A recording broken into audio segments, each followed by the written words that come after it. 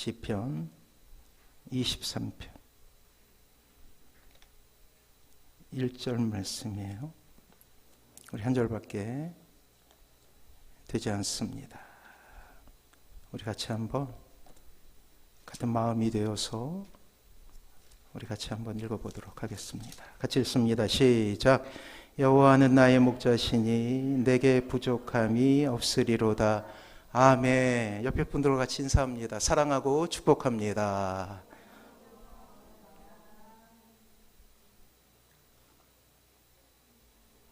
오늘은 추수감사주일이죠.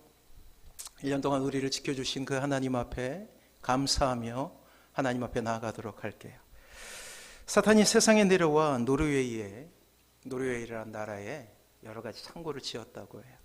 그 창고에는 미움, 시기, 질투, 절망, 아픔과 같은 안 좋은 감정들의 씨앗이 담겨져 있었어요. 악한 영들은 매일 부지런히 다니며 이 씨앗들을 사람들의 마음속에 이렇게 뿌리게 되는 것이죠. 씨앗들은 뿌려지기만 하면 사람들의 마음에서 쑥쑥 자라나 사단은 매우 만족하게 되는데, 어느 날 유독 한 마을에서만 이 씨앗들이 효과가 없다라는 사실을 깨닫게 됩니다. 화가 난 사탄이 사람들의 마음을 들여다보았는데 거기에는 이미 다른 씨앗이 심겨져 있었던 거예요. 사탄의 노력에도 불구하고 소용없는 이 마을의 이름은 기쁨이었습니다. 그리고 그 마을 사람들의 마음속에 심겨져 있었던 씨앗은 감사라는 이름을 가지고 있었던 거예요. 사랑하는 성도 여러분, 감사는 반응이 아니라 태도입니다. 감사의 이유가 있어서 감사한다면, 감사의 이유가 사라지게 되면 감사도 사라지기 마련이에요. 그러나 감사하는 태도를 가진 사람은 결코 이 감사라는 마음을 놓지 않게 됩니다. 감사의 조건이 사라져도 감사하는 태도는 끊임없이 우리의 인생 가운데 감사의 조건을 찾아내며 감사하는 사람이 될 수 있게 만들어준다라는 사실이에요. 감사의 조건이 사라졌다라고 슬퍼하는 것이 아니라 끊임없이 감사하게 하는 이유들을 찾아내고 옮겨가며 감사할 수 있는 인생을 살아갈 수 있게 된다라는 사실이에요. 하나님은 이 감사하는 마음에 기쁨이라는 감정, 정서를 선물로 주게 되는 것이죠. 그래서 감사가 없으면 기쁨도 없다라는 사실이에요. 놀라운 것은 우리가 예수님을 통하여 이미 항상 감사할 수 있는 조건 하나를 확보했다라는 사실이죠. 그래요. 우리가 고백하는 은혜라는 말 속에 그 비밀이 담겨져 있습니다. 단 한 번이라도 은혜라는 말을 사용했다면 이미 여러분들은 평생 감사할 수 있는 사람이 된 거예요. 바로 하나님께서 우리의 아버지가 되어주시는 것이죠.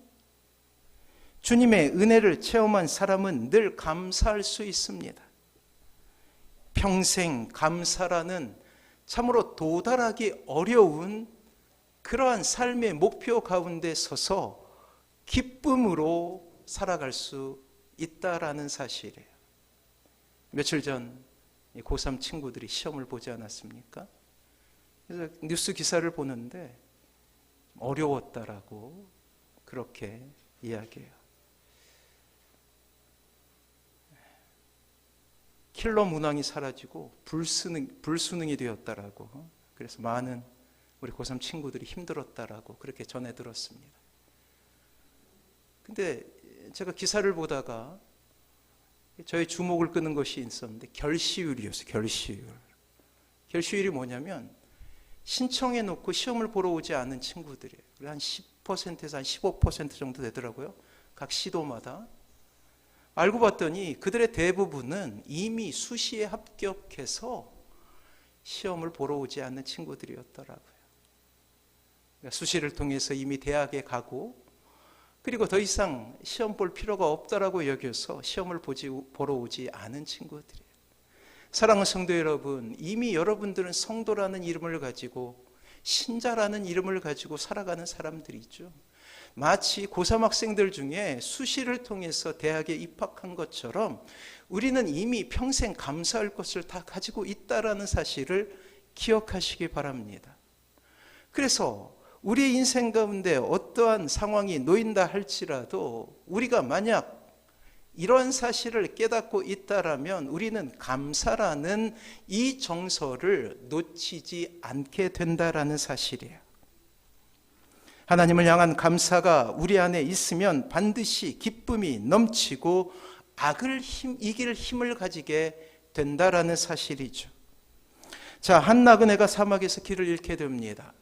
가지고 있었던 식량도 떨어지고 여러 날 동안 마시지도 못했어요. 그러다가 작은 우물 하나를 발견하게 되죠. 물을 길어 허겁지겁 마시게 됩니다. 한숨을 돌린 뒤 주위를 둘러보니 누군가 그곳에 천막을 쳤던 흔적이 보여요. 혹시나 하고 음식 부스러기라도 떨어진 게 있나 찾아보니 놀랍게도 돌멩이 틈 속에 주머니 한 개가 발견되게 된 거예요. 급한 마음에 얼른 주워 열어보았더니 그곳에는 크고 아름다운 진주 몇 알이 큰 진주가 그 안에 숨겨져 있었습니다. 그 나그네는 진주알을 내던지며 이렇게 소리칩니다. 아니 겨우 진주알 뿐이야? 그리고 나그네는 얼마 뒤 사막 한복판에서 굶어 죽게 됩니다. 아랍 사람들에게 전해져 오는 유명한 이야기라고 해요.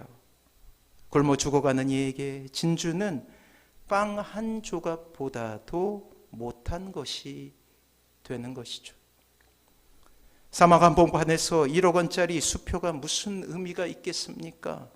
그럼에도 우리는 필요하지 않는 것을 위해 이 땅에서 얼마나 발버둥치고 얼마나 아우성거리며 살아가고 있느냐 말이에요. 그런 인생들을 바라보시며 탄식하시는 하나님의 음성을 우리는 들을 수 있게 됩니다. 자, 여러 번 반복했어요. 이 땅에 하나님을 알지 못하는 사람의 비극은 행복이 아닌 것에서 행복을 찾기 때문이라고 저는 이미 여러분들에게 말씀드렸습니다. 당장 죽게 되었는데 그 사막 가운데서 황금을 찾고 진주를 찾는다 하여서 그 생명을 더 이상 연장시킬 수 없다라는 사실이에요. 지난주에 우리는 불행의 이유에 대해서 다시금 살펴보지 않았습니까? 이 땅에 인간의 경험하게 되는 불행의 이유는 그릇된 사랑에서 출발하게 된다라는 거예요. 사랑의 대상을 잘못 정하기 때문이라는 것이죠.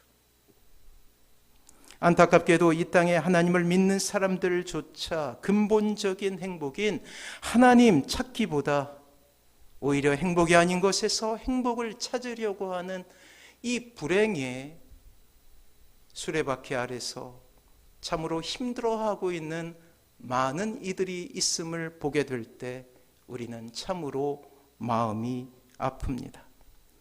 자, 성경은 행복을 원하는 신자에게 이렇게 이야기하고 있어요. 잠된 행복을 찾고 싶은가?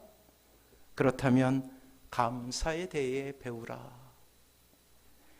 감사는 오늘의 현실을 넘어 하늘의 풍성을 누리게 하는 놀라운 힘이 있습니다. 지나간 한 해를 뒤돌아보며 감사할 것을 한번 헤아려 보셔요.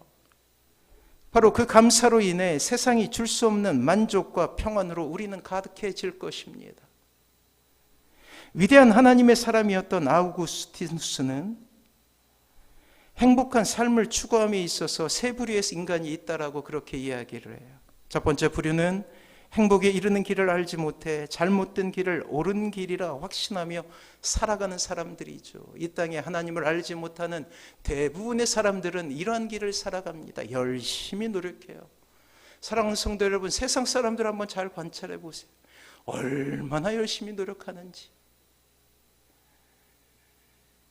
새벽 기도에 이제 보게 되면 그 새벽 이른 아침부터 열심히 저 호수로 도는 사람들이 있어요. 건강을 위해서 투자하고 노력하고 수고합니다. 얼마나 열심히 노력하는지. 또한 이 땅의 성공을 위해서 그렇게 노력하는 사람들이 많음을 우리는 보게 되지 않습니까? 하지만 안타깝게도 그릇된 사랑을 가지고 있는 거예요. 행복이 아닌 것에서 행복을 찾고 있다라는 것이죠. 필연 그 결과는 불행이라 아니할 수 없습니다. 자, 두 번째 부류는 행복에 이르는 길은 찾았지만 그 길에서 미끄러진 사람이 있다라는 사실이에요. 그래요. 참으로 다행스럽게 하나님을 알게 되었죠.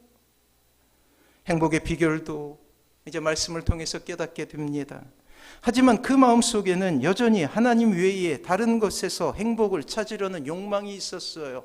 바로 이스라엘 백성들처럼 말이에요. 이스라엘 백성들은 끊임없이 하나님 앞에 예배하고 있었지만 그들은 또 다른 손에 우상을 들고 있지 않았습니까? 교회의 마당을 밟고 예배를 드리지만 여전히 마음은 세상을 향하고 있다라는 거예요. 참으로 안쓰러운 모습이죠. 세상에 나갈 용기도 또한 교회에 한 발자국 더 들어와 중심에 설 용기도 없기 때문이에요. 진정한 행복은 비켜나가게 됩니다. 세 번째 부류는 행복에 이르는 길을 찾았을 뿐만 아니라 올바르게 그 길을 걸어가는 사람들이에요. 바로 여러분들이에요. 우연히 장미란 역도 선수의 인터뷰를 보며 참된 행복에 대해서 묵상한 적이 있습니다. 지금은 차관이 되었죠. 근데 이렇게 이야기합니다. 저는 내가 역기를 들 때 누군가 좀 옆에서 같이 들어줬으면 좋겠다는 상상부터 도망가고 싶다라는 극단적인 생각을 많이 했어요. 가끔 다시 태어나도 역도를 할 거냐라고 묻는 분들이 있어요. 20대 시절 나풀거리는 꽃무늬 원피스도 한번 못 입어보고 굽 높은 하이힐도 신어본 적이 없으니 아쉽지 않겠느냐고. 저는 망설이지 않고 이렇게 대답해요. 당연히 역도를 하겠습니다. 역도는 제가 가장 잘하고 즐기면서 할 수 있는 일이니까요. 국가대표로 올림픽을 준비한다는 게 정말 힘든 건 사실이에요. 1년 365일 중 300일은 죽고 싶고 고달파요. 그런데 신기하게 60일만 좋아도 괴로웠던 300일은 잊어버려요. 목표했던 기록을 이루고 대회에서 더 나은 결과를 내면 그렇게 기분이 좋을 수 없어요. 선수 생활을 접고 교수로 제2인생을 살다 보니 우리네 삶도 마찬가지인 것 같아요. 고되고 힘들고 때론 도망가고 싶은 순간도 있죠. 그래도 65일이 재미있고 의미가 있다면 충분히 땀과 눈물을 흘릴 가치가 있다고 저는 생각해요. 라고 장미란 선수는 그렇게 이야기합니다.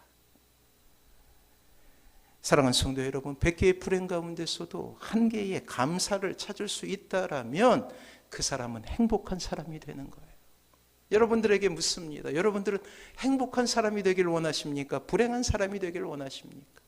적어도 우리는 이 세상 사람보다는 한 걸음 앞서 있지 않아요? 진리를 알게 되었고 하나님의 사람이 되었습니다. 이제 우리에게 필요한 것은 결단이에요. 하나님 안에서만 행복을 찾겠다. 하나님으로만 행복한 사람이 되겠다라는 결단 말이에요. 사랑하는 성도 여러분, 좋은나무 성품학교에 가면 감사라는 카테고리가 있어요. 그리고 감사를 이렇게 정의합니다. 감사란 다른 사람이 나에게 어떠한 도움이 되었는지를 인정하고 말과 행동으로 고마움을 표현하는 것을 말합니다. 사랑하는 자녀 여러분, 특별히 여러분들에게 부탁드립니다. 만약 여러분이 어려서부터 주변에 있는 모든 것에 대한 감사한 마음, 그 비결을 터득한다면 하나님은 더욱더 여러분들의 삶을 풍성한 삶으로 채워주실 거예요. 감사란 다른 사람이 나에게 어떠한 도움이 되었는지를 인정하고 말과 행동으로 고마움을 표현하는 것이다. 이 간략한 정의를 통해서 우리는 끊임없이 우리의 인생 가운데서 감사가 샘솟는, 마르지 않는 그러한 감사의 원천을 발견할 수 있게 되는 거예요. 그리고 표현하는 것이죠. 오늘 주보에는 새로운 현수막이 올라왔죠. 더욱 감사. 고난을 유익으로 바꾸셨음을 감사합니다. 그래요. 이런 마음으로 살아가는 거예요. 비록 현재 우리가 발을 딛고 있는 그곳이 고난이라 할지라도, 좌절이라 할지라도, 절망이라 할지라도 언젠가 이 고난을 바꾸셔서 기쁨으로 우리의 인생을 채우실 하나님을 의지하고 살아가게 되는 것이죠. 구약의 백성들이 하나님께 드렸던 감사를 살펴보면 진정한 감사가 무엇인지 깨닫게 됩니다. 놀랍게도 구약의 이스라엘 백성들은 대부분에 있어서 거창한 감사의 조건을 드리는 것이 아니라 일상 중에 경험하게 되는 일들을 감사로 표현하게 되었어요. 그렇습니다. 오늘 하루를 굶지 않고 먹을 양식이 있다는 것, 아이들이 건강한 것, 하루를 무사히 지낼 수 있었던 것, 날씨가 좋은 것, 하나님께 제사를 드릴 수 있다는 것 등 그들의 삶 가운데 일어나게 되는 소소한 일들로 인하여서 그들은 감사할 수 있었다라는 거예요. 감사의 바운더리가 넓었다라는 것이죠. 오늘날로 하면 월세를 밀리지 아니하고 이자를 밀리지 않고 아프지 않고 아침에 깨어 아침밥 먹고 일터에 나갈 수 있음에 대한 감사예요. 주일에 예배할 수 있다는 것만으로도 감사한 것이죠. 그래서 구약의 백성들은 감사의 제사를 드리고 감사의 예물을 드리며 감사의 찬송을 부르게 됩니다. 일상적인 일들로 말이에요. 그러니 얼마나 풍부한 인생을 살아갈 수 있었겠어요. 하나님을 향해 모든 것에 감사라는 단어를 붙여 그들의 마음을 표현하기 시작했어요. 어쩌면 그냥 지나치고 모른 척 했어도 될 만한 일들을 그들은 감사하게 됩니다. 삶이 단순했기 때문이죠. 신실하신 하나님은 이러한 감사를 받으시고 이스라엘과 맺은 약속을 오차없이 실행해 주심으로 그들을 행복하게 하셨다라는 사실이에요. 그리고 이러한 것에 대하여 이스라엘 백성들의 감사는 더욱더 풍성해지게 됩니다. 스노우볼이라고 있어요. 산꼭대기에서 작은 눈 한 덩어리가 또르르 떨어지죠. 그럼 이 스노우볼이 씨앗이 됩니다. 점점 더 커져요. 점점 더 속도가 나고 점점 더 커지게 되죠. 거대한 눈덩이가 되는 거예요. 그래요. 작은 감사의 씨앗 하나가 놀랍게 우리의 삶을 감사로 채우게 된다라는 사실이에요. 그래서 감사는 또 다른 감사를 낳는 믿음의 선순환을 우리에게 보여줍니다. 좋은 일이 좋은 일을 불러오게 된다라는 거예요.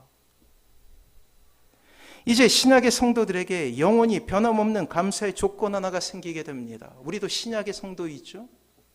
그것은 바로 우리를 구원하시기 위한 예수님의 십자가 사랑이 바로 그것이에요. 이제 신약의 백성들의 감사는 더욱더 놀라운 기적이 되지 않습니까? 그 외에 모든 감사의 조건이 사라진다 할지라도 나를 위해 십자가를 지신 예수 그리스도의 사랑을 느낌으로 말미암아서 나는 행복한 사람이 되는 거예요. 감사할 수 있는 사람이 되는 거예요. 이거보다 큰 기적이 어디 있습니까? 우리가 잘 알듯이 초대교회 신자들의 일생은 참으로 고난과 고통으로 가득 차 있었죠. 원형 경기장의 검투가 끝나면 마지막으로 하이라이트 피해 축제가 시작돼요. 믿는 신자들 가운데 몰아넣었습니다. 그리고 그곳에 맹수들을 풀어놔요. 호랑이도 풀어놓고 사자도 풀어놓고, 그래서 피해 잔치를 벌여요. 이 모습을 보며 관중들은 더욱 흥분하였고 수많은 신자들은 순교를 당하게 됩니다. 또한 초대교회 신자의 일상도 비참했죠. 우리가 잘 아는 대로 로마 시대에 핍박을 피해 그들이 살았던 곳은 공동묘지 지하였어요. 그것을 우리는 카다콤이라고 부르지 않습니까?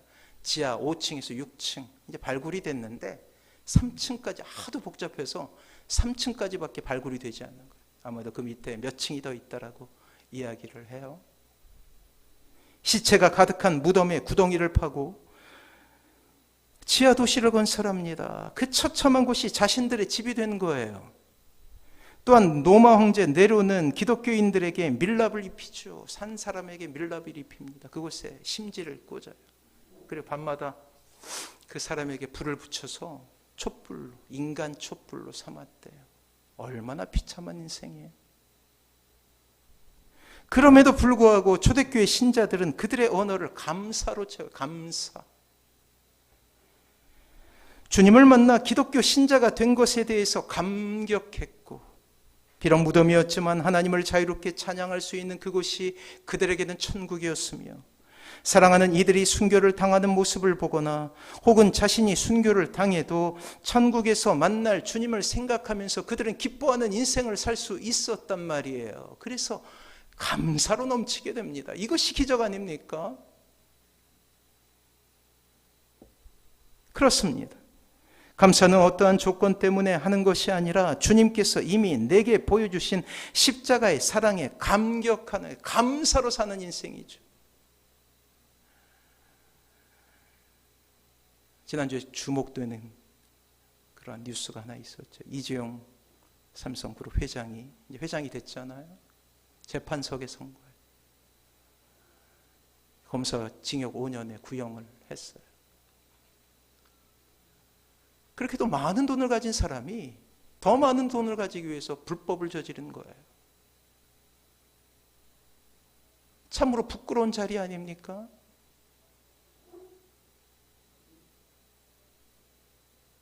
그의 삶 가운데 과연 감사가 있을까요?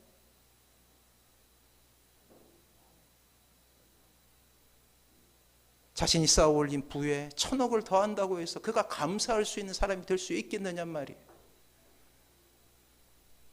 그래서 많은 재벌 3세들이 어디에 손을 대냐면 마약에 손을 대는 거예요. 마약에 손을 댔다라는 것은 감사의 조건이 사라졌다라는 이야기와 똑같아요. 감사할 수 없는 인생이 되어버린 거예요. 그렇습니다. 우리의 인생에 행복이 회복되는 비밀은 우리의 인생 가운데 행복의 근원이 되신 하나님을 회복하는 것입니다. 하나님께서 우리의 인생의 주인 되어 주실 때 우리는 불행을 드디어 버리고 행복이라는 최종 목표 가운데 서게 되는 거예요. 그 행복 때문에 마치 자녀가 행복한 모습을 보면서 부모가 기뻐하듯이 이 땅의 신자가 기뻐하는 모습을 보시면서 하나님도 기뻐하시게 된다라는 거예요. 하나님께서 우리의 인생의 주어, 우리의 인생의 주인 되실 때 비로소 우리는 진정한 행복을 찾을 수 있다고요. 우리의 인생의 행복을 방해하는 그릇된 사랑을 제거하고 하나님을 찾는 것이 필요하다라는 것이죠. 사랑하는 자녀 여러분, 명심하십시오. 여러분들의 인생이 행복할 수 있으려면 여러분들의 직업이 바뀌고 여러분들의 삶의 양태가 바뀌고 여러분들이 어떠한 직장을 다니는가 물론 중요하죠. 하지만 더욱더 중요한 것은 여러분들의 마음 가운데 누가 주인이 되어 주시는가가 중요하다라는 거예요. 세상의 가르침은 학교에서 이렇게 가르치지 않습니까? 우리의 인생이 불행한 이유를 결핍 때문이라고 가르쳐요, 세상은. 그래서 많이 가져라. 1등이 되라. 근데 이 학교에서 1등이 저 학교 가면 100등이 되는 현실이 이 땅에서 우리가 경험하는 거 아니에요? 1등 권력을 가지고 있는 대통령도 5년이 지나면 평범한 사람이 되는 거예요. 여기에 속은 인생은 이 결핍을 채우기 위해서 결코 이길 수 없는 경기를 하게 됩니다. 끊임없이 권력을 추구하고 끊임없이 명예를 추구하고 끊임없이 인기를 추구하고 끊임없이 부를 추구하지만 결국은 자신이 그것을 채울 수 없는 존재임을 알게 되고 또 다른 기쁨을 찾게 된다는 거예요. 약을 통해서. 그래서 그러한 기사를 보게 되면 영적으로 해석을 하십시오.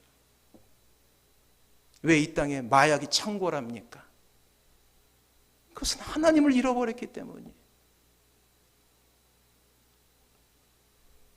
오늘 우리는 시편 23편 1절 말씀을 통해 이 다윗의 시를 통해 감사의 비결을 보게 됩니다.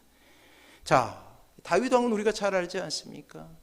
천상천하 유아 독존, 한 나라의 왕이었고 모든 부가 그에게 주어졌어요. 그리고 아침마다 이 대신들의 그러한 만세 소리를 들으면서 깨어나게 되는 절대 권력을 가진 사람이었어요. 근데 놀라운 고백을 그가 하고 있습니다. 그의 부의 정점, 권력의 정점에 섰을 때 그는 이렇게 고백하고 있다라는 사실이에요. 시편 23편 1절에 우리 같이 한번 읽어보도록 합니다. 같이 읽습니다. 시작. 여호와는 나의 목자시니 내게 부족함이 없으리로다. 내가 가지고 있는 부가 나를 행복하게 하는 것이 아닙니다. 내가 가지고 있는 권력이 나를 기쁘게 하는 것이 아니에요. 내가 가지고 있는 건강이 나를 행복하게 하는 것이 아닙니다. 나는 여호와 하나님 때문에 행복한 사람입니다. 라는 놀라운 고백이에요. 이렇게 우리의 인생 가운데 다윗처럼 하나님을 회복하게 될 때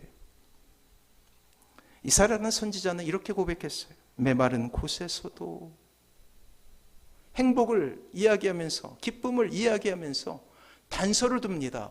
메마른 곳에서도. 구체적으로 우리의 인생이 어떻게 감사할 수 있는지 설명했어요.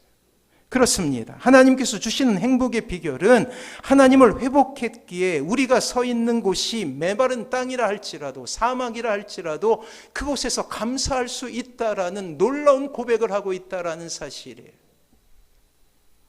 사랑하는 성도 여러분, 속지 마십시오.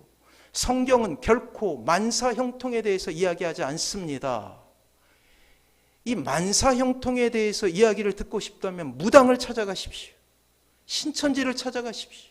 만사형통에 대해서 들을 수 있어요. 기적처럼 우리의 인생 가운데 성공만 있게 됨을 결코 말하고 있지 않다는 거예요. 신자에게도 눈물이 있을 수 있고 신자에게도 좌절이 있을 수 있고 신자에게도 고난이 있을 수 있으며 환난이 우리를 아프게 할 때도 있음을 성경에선 이야기하고 있어요. 하지만 이 성경에서 말하고 있는 행복은 그럼에도 불구하고 행복한 것이에요. 메마른 땅에서도 행복한 비결을 우리에게 알려주고 있다는 사실이에요. 사망의 음침한 골짜기, 그렇습니다. 늘 다윗의 인생에 이웃처럼 함께하고 있었던 삶의 정황이었죠.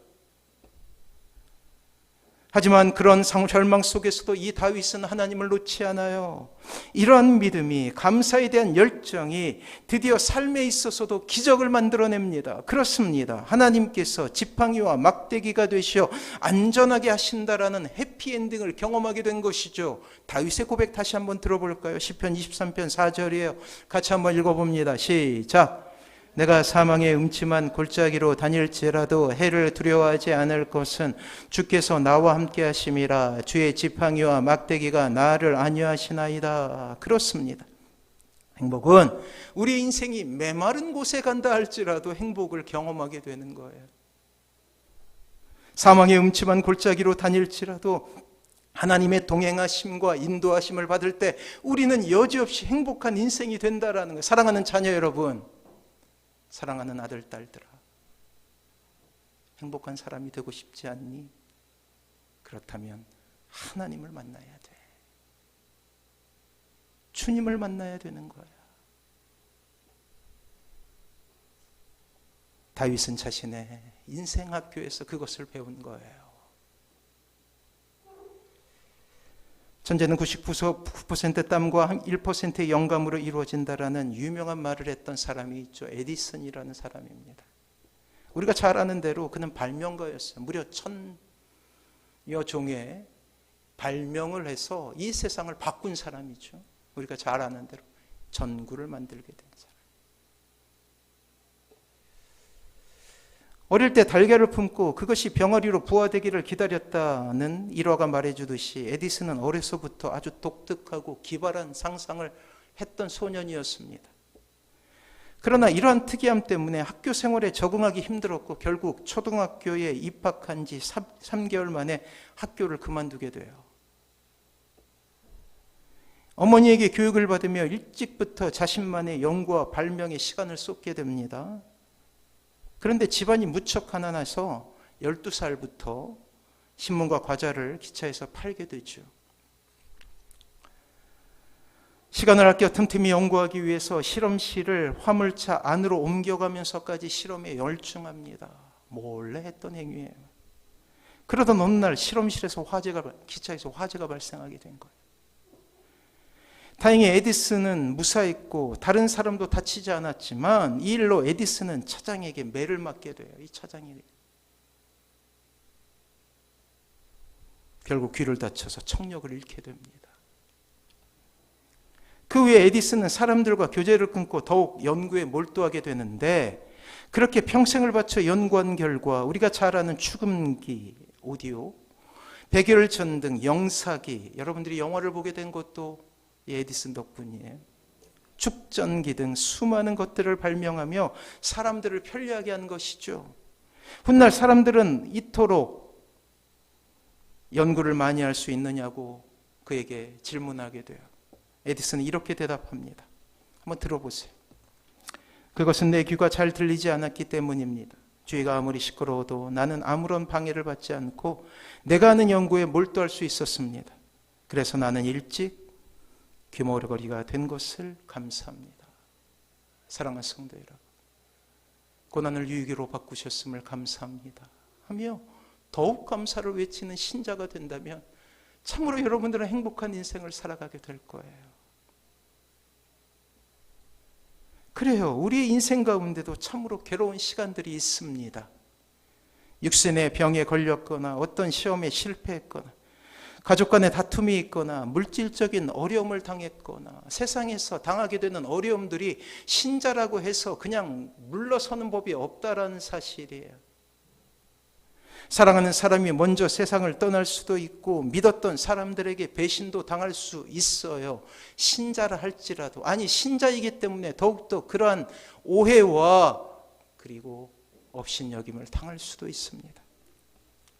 이 외에도 수많은 어려움들이 있죠. 어른들은 이것을 고난이라고 부릅니다. 오늘 성경은 그 고난을 바꾸는 놀라운 방법에 대해서 우리에게 가르치고 있어요. 다윗은 그것을 삶으로 배웁니다. 좋은 선생님에게 배운 게 아니에요. 삶의 고난의 과정들을 겪으면서 배웠어요. 그것은 바로 여러분들의 인생 가운데 하나님께서 하시는 모든 일은 반드시 선한 결과를 가져올 수 있다라는 놀라운 고백 가운데 숨겨져 있다라는 거예요. 그 믿음을 밖으로 나타내는 것을 감사입니다. 여러분들이 마음속에 믿음을 갖고 있어요. 그것을 입으로 고백하는 것을 감사라고 부른다고요. 불평의 이유 100가지가 행복의 이유 한 가지를 이기지 못하기 때문이죠. 그것을 또 다른 성경에서는 이렇게 설명을 합니다. 로마서 8장 28절 말씀이에요. 우리 같이 한번 읽어봅니다. 시작. 우리가 알거니와 하나님을 사랑하는 자 곧 그의 뜻대로 부르심을 입은 자들에게는 모든 것이 합력하여 선을 이루느니라. 아멘. 그래요. 합력하여. 지금 어려움고 고난이 되고 아픔이 되고 눈물이 나는 현실에 있지만 언젠가 이 모든 일이 나에게 유익이 되어 돌아온다라는 사실이에요. 그것을 마음속에 품는 것이죠. 그리고 그것을 고백하는 그 믿음을 입으로 고백하게 되면 그것이 감사라는 거예요. 그래서 여러분들은 감사를 가불하는 인생이 되십시오. 미리 감사하는 거예요. 만약 우리가 우리에게 일어난 모든 일들, 때로 슬픈 일, 안 좋은 일, 고난일 수도 있는 그러한 일들 가운데 거할 수 있어요. 하지만 우리가 만약 그것을 하나님의 선하신 계획으로 또한 믿음으로 받아들인다면 우리의 인생은 감사로 채워질 것이고, 여러분들이 감사를 고백할 때마다 여러분들의 인생 가운데 놀라운 은혜와 그리고 행복이 회복된다는 사실을 기억하시기 바랍니다. 항구적인 행복이에요. 이것은 여러분들이 학교에서 아무리 배우려고 해도 배울 수가 없어요. 오직 하나님의 말씀을 통해서만 우리는 이 비결을 배울 수 있다는 사실이에요. 사랑하는 자녀 여러분, 사랑하는 성도 여러분, 오늘 우리는 추수감사절로 하나님 앞에 드리고 있습니다.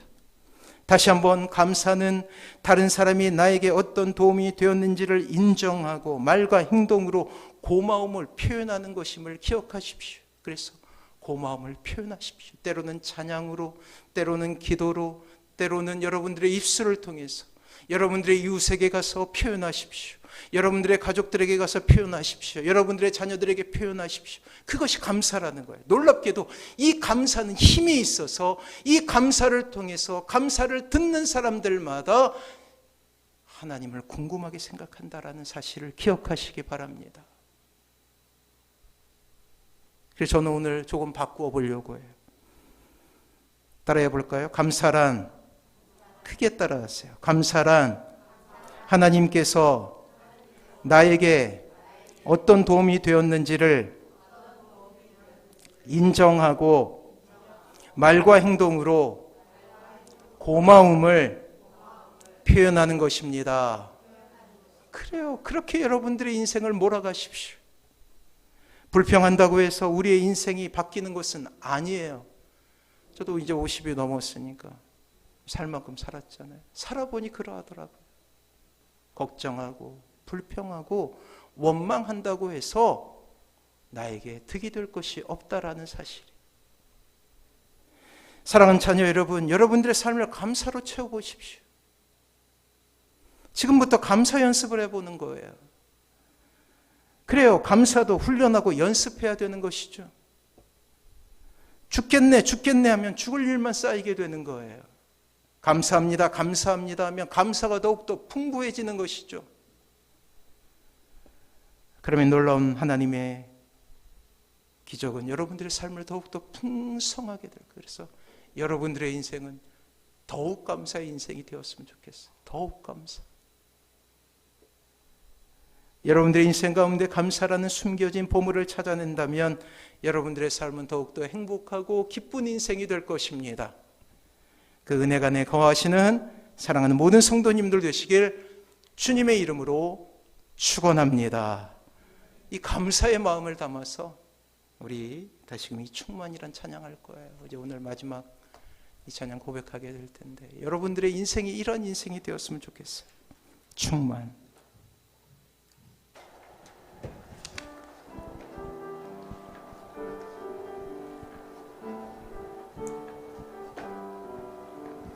무명이어도